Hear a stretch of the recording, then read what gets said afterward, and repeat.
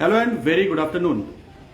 नमस्कार, स्वागत आपका प्राइम न्यूज के डिजिटल प्लेटफॉर्म पर और मैं हूं आपके साथ पंकज पांडे। दिन की तरह बातें बहुत सारी होंगी और बहुत सारी खबरों के पीछे की खबर की हम बातचीत करेंगे आज और जानेंगे आखिर इन खबरों को जो हम दिखा रहे हैं तो उसके पीछे का मकसद क्या है।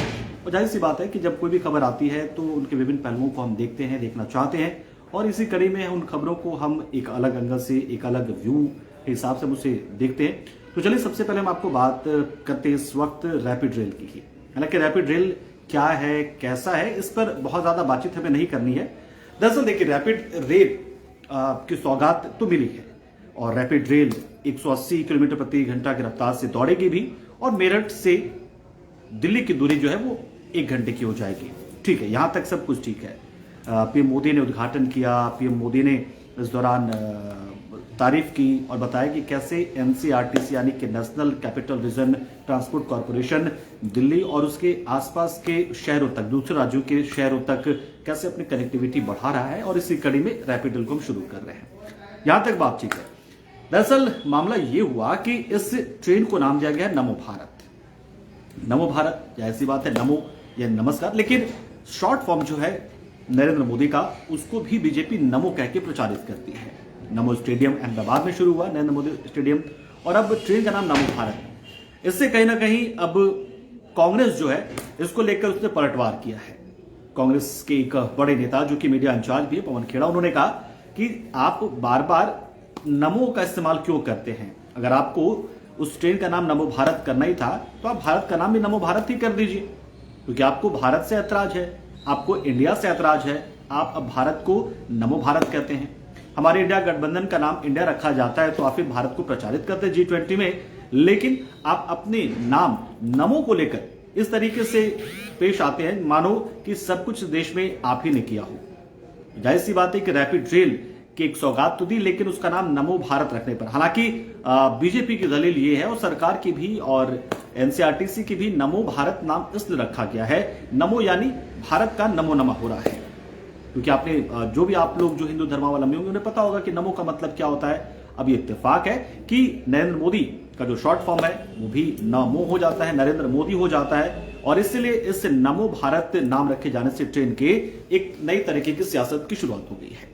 तो मतलब साफ है कि एक और जहां मोदी सरकार, योगी सरकार इस रैपिड रेल को लेकर एक बड़ी उपलब्धि के तौर पर प्रचारित करेगी कि भाई ये सबसे पहले देश में अगर हम ये ट्रेन लेकर आए हैं तो उपलब्धि हमारी हुई, लेकिन दूसरी ओर कांग्रेस की ओर से इसको लेकर एक राजनीतिक बहस शुरू की जा रही है कि आखिर जब तमाम तरह के परिवहन व्यवस्थाएं हैं, पहले से मौजूद हैं, जब दिल्ली मेरठ एक्सप्रेस वे बना हुआ है तो फिर इतना खर्च करने की आवश्यकता क्या थी? खैर, अब ये अपनी अपनी सोच है, लेकिन कुल मिलाकर ये कि रैपिड रेल से के जरिए एक राजनीति जो है वो शुरू होने जा रही है बहुत मजबूती तरीके से। क्योंकि आप देखिए कि इस रैपिड रेल की सौगात तो दी है, जो कि फिलहाल 17 किलोमीटर का 2025 तक ये अपने 82 किलोमीटर यानी कि फुल स्ट्रेच में जो है वो बन पाएगा। लेकिन इसी पश्चिमी यूपी से इसकी शुरुआत करके कहीं ना कहीं बीजेपी ने एक बड़ा संदेश देने की कोशिश की है पश्चिमी यूपी को। क्यों? क्योंकि पश्चिमी यूपी में जो 14 सीटें हैं उनमें से बीजेपी के पास फिलहाल 8 सीटें हैं। हालांकि जब चुनाव हुए थे 2019 के लोकसभा के, तब इन 14 सीटों में से सिर्फ 6 सीटें बीजेपी के पास थी। बाद में उपचुनाव हुए तो बीजेपी को 2 और सीटें मिल गई और इस लिहाज से फिर जाकर वो अब 8 सीटों पर है। यानी कि कमजोर कड़ी बीजेपी की पश्चिमी यूपी है। वो इसलिए है क्योंकि इससे पहले 2014 के चुनाव में बीजेपी को शानदार कामयाबी इस क्षेत्र से मिली थी, लेकिन अब चूंकि जाट आंदोलन जो है या फिर किसानों का आंदोलन है, उस वजह से बीजेपी को यहां पर थोड़ा सा बैकफुट पर होना पड़ा है और इसी वजह से उसकी सीटें घटी है। लिहाजा पश्चिमी यूपी को साधने की तैयारी चल रही है। यही वजह है कि नवरात्रि के मौके पर, यानी कि हिंदू सेंटिमेंट के साथ इस रैपिड रेल को जोड़ा गया है कि नवरात्रि पर हम आपको ये सौगात दे रहे हैं। दूसरा, हम गति शक्ति यानी कि हम भारत को तेज गति के साथ आगे ले जाना चाहते हैं, और ये तेज गति आएगी कैसे? जब भारत तेज दौड़ेगा, गति शक्ति। और इसी के तहत रैपिड रेल को शुरू किया गया, लेकिन एक संदेश दिया गया कि भाई हम भी पश्चिमी यूपी को लेकर हम तैयार हैं और पूरे यूपी को संदेश। इसलिए यहां पर जब कार्यक्रम हुआ तो पीएम मोदी ने जनसभा को संबोधित किया और कहा कि आप देख लीजिए एक बड़ा अंतर पहले सिर्फ सोचा जाता था, आज हम करते हैं।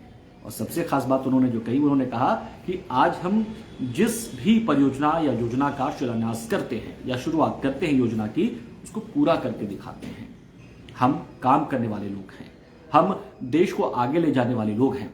हम सिर्फ सत्ता में बने रहने के लिए राजनीति नहीं करते, हम देश को आगे ले जाने के लिए राजनीति करते हैं। तो एक बड़ा संदेश यहां से दिया है, और कि पश्चिमी यूपी ही नहीं, पूरे देश को यह संदेश है। क्योंकि अब देखिए, लोकसभा चुनाव को लेकर जो तमाम पार्टियां अपने अपने तरीके से तैयारी में जुटी हुई है। समाजवादी पार्टी को देख लें तो वो प्रशिक्षण शिविर अपना आयोजित कर रही है, बीजेपी कई तरह के सम्मेलन कर रही है, कांग्रेस भी अपने जनसंपर्क अभियान और तमाम तरह के कार्यक्रम कर ही रही है। लेकिन इस रैपिड रेल के जरिए भी एक राजनीति शुरू हो गई है। बीजेपी इसको बुलाने की तैयारी में है कि हमने भाई पश्चिमी यूपी को तो हमें साधना ही है, और पश्चिमी यूपी के साथ साथ इसका संदेश पूरे देश को देना है कि देखिए, अगर हम सत्ता में बने रहे तो हम इस तरीके से सोचते हैं। हम सोचते हैं कि लोगों को अच्छी सुविधा मिले, बेहतर सुविधा मिले, और लोगों की जिंदगी आसान हो, सुगम हो, ये हमारी कोशिश रहती है। जबकि दूसरी सरकारों में चीजों को लटकाया जाता है, अटकाया जाता है, भटकाया जाता है, और सबसे बढ़कर अपनी जेबें भरी जाती है। एक संदेश दिया जा रहा है रैपिड रेल के जरिए ही पश्चिमी यूपी को भी। तो चलिए, ये बात तो हो गई। तो एक संदेश दिया और इसलिए विशाल जनसभा को यहाँ पर संबोधित किया है पीएम मोदी ने और सीएम योगी ने भी। तो रैपिड रेल की शुरुआत हो गई है, और कल से आप इसका लुत्फ उठा पाएंगे। और जो मिनिमम किराया इसका 20 रुपये होगा, और अधिकतम किराया जो होगा शायद मुझे याद नहीं, ठीक है, तो ये होगा। तो इस तरीके से रैपिड रेल की शुरुआत होगी, लेकिन इसके साथ राजनीति भी शुरू हो गई है, और कहीं ना कहीं इस रैपिड रेल के जरिए पश्चिमी यूपी को साधने की तैयारी भी बीजेपी ने कर ली है, और इसलिए इतने बड़े जनसभा को यहाँ पर आयोजित किया गया, और जिसपे पुराने सरकारों पर भी मोदी और योगी बरसे, तो साथ ही अपनी उपलब्धियों को लेकर अपनी सरकार की, अपनी पार्टी की और अपनी पीठ थपथपाई है। ठीक है, चलिए, यहां तक तो हो गया। अब चलिए बात कर लेते हैं एक ऐसी राजनीति की जो कहीं ना कहीं एक नई दिशा लेता दिख रहा है। दरअसल अखिलेश यादव ने अजय राय जो कि कांग्रेस के प्रदेश अध्यक्ष हैं, यूपी के अध्यक्ष हैं, उनको चिरकुट कहा उन्होंने। जब पत्रकारों ने सवाल पूछा कि क्या इंडिया गठबंधन और में समाजवादी पार्टी है या फिर वो अलग हो चुकी है, इस पर यह भी जाना गया कि अध्यक्ष जो अजय राय हैं, उनका भी ये कहना है कि समाजवादी पार्टी के लोग जो है वो झूठ बोल रहे हैं। पहले ही कांग्रेस में और समाजवादी पार्टी के बीच में बैठक हो चुकी थी, एक मध्य प्रदेश के पूर्व मुख्यमंत्री के साथ ही बैठक हुई थी, और उसी में तय हुआ था कि 6 सीटें हम आपको देंगे। लेकिन ना जाने किस वजह से ये लोग, जबकि वहां जनाधार भी नहीं है, समाजवादी पार्टी बेवजह एक प्रेशर क्रिएट करने के लिए मध्य प्रदेश में विधानसभा चुनाव लड़ रही है। तो इसको लेकर जब ये हवाला दिया गया तो उन्होंने अजय राय को चिरकुट कह दिया। अखिलेश यादव ने गुस्सा में आकर कि वो कौन होते, वो तो चिरकुट है, मतलब वो ना द डिसीजन मेकर हैं, ना ही वो समाजवादी पार्टी के लिए कुछ बोलने वाले शख्सियत हैं।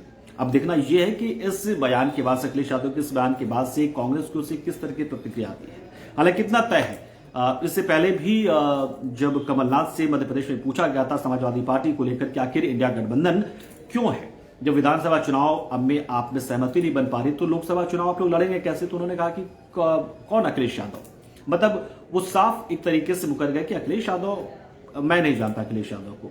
तो इस तरीके से कमलनाथ की प्रतिक्रिया आई। इसका मतलब साफ है कि समाजवादी पार्टी और कांग्रेस के बीच में अच्छा कुछ भी नहीं चल रहा है। शायद उसी का जवाब था, अखिलेश यादव ने चिरकुट कह दिया यहाँ के कांग्रेस प्रदेश अध्यक्ष अजय राय को। यानी कि कुल मिलाकर राजनीति अब अपने चरम पर है। इंडिया गठबंधन में एक तय, मतलब मानकर चलिए कि इंडिया गठबंधन में एक दरार पड़ गई है। हालांकि इस दरार की भरपाई हो भी सकती क्योंकि लोकसभा चुनाव में अभी वक्त है, लेकिन फिर भी जिस तरीके से अजय राय को चिरकुट का अखिलेश यादव ने, उसके बाद से अब समाजवादी पार्टी और कांग्रेस के बीच में चीजें ठीक नहीं रह गई हैं, इसका अंदाजा अभी से लगने लगा है। तो ये चीजें हैं। तो अखिलेश यादव, तो इस तरीके से आज बहुत सारी खबरों को हमने यहाँ पर कैरी किया है। मनिंदर सिंह जो पंढेर हैं वो जो है आज वो जेल से बाहर आ गया, वही निठारे कांड का जो आरोपी था वो जेल से बाहर आ गया है। और इस तरीके से तो चलिए बातचीत के सिलसिले को हम यहाँ पर रोकते हैं। कल फिर मुलाकात होगी, कुछ खबरों के साथ आपके बीच पहुंचेंगे, बातचीत होगी और मुलाकातें होंगी और मुलाकातों का सिलसिला आगे भी जारी रहेगा। तो चलिए आप बने रहिए हमारे साथ, देखते रहिए प्राइम न्यूज। नमस्कार।